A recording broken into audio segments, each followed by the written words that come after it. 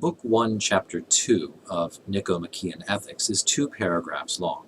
In the first paragraph, Aristotle argues that there is a chief good or highest end that all human action strives toward. This highest good is what we want to gain knowledge about by studying ethics.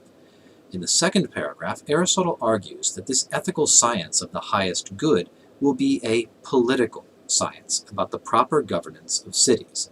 All other human activities will fall under this master science of ethics/politics, which tells us how to achieve the highest human good.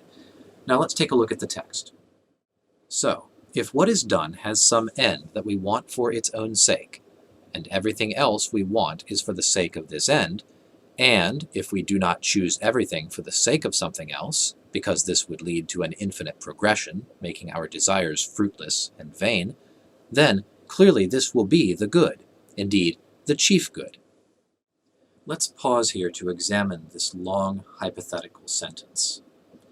Aristotle first says, if there is an end of action that we want for its own sake. There is. And the end we want for its own sake is happiness. He then says, if we want everything else for the sake of this end, this is true. We want other things because they contribute to our happiness or flourishing.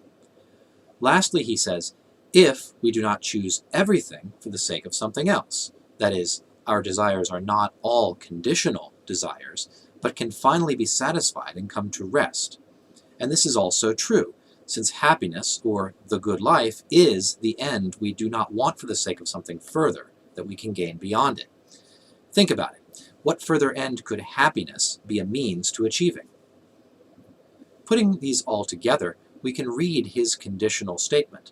If all 3 of these things are true, then the thing we desire for itself only, that is, happiness, is the good, the highest human good. All of human life is directed to achieving this highest good, and our success or failure in life is measured by our attaining or failing to attain it. Returning now to the text. Surely then, knowledge of the good must be very important for our lives. And if, like archers, we have a target, are we not more likely to hit the right mark? If so, we must try, at least roughly, to comprehend what it is and which science or faculty is concerned with it. Here, Aristotle tells us this chief good will be the most important thing for us to know, and he compares it to the target we aim at in all our actions. Like archers, we stand more chance of success, even in difficult tasks, if we can see the target clearly. Back to the text. Knowledge of the good would seem to be the concern of the most authoritative science, the highest master science.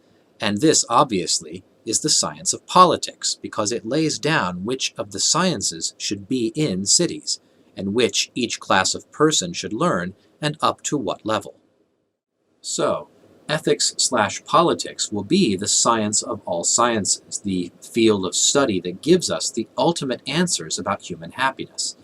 The target we must aim at includes the good of individuals and the good of cities and nations. Note the similarity to Plato's theory of the state, in that political science governs the role and education of each class of citizen. We will talk more about this later. That's the end of my examination of Book 1, Chapter 2 of Aristotle's Nicomachean Ethics. Thanks for watching today. Goodbye.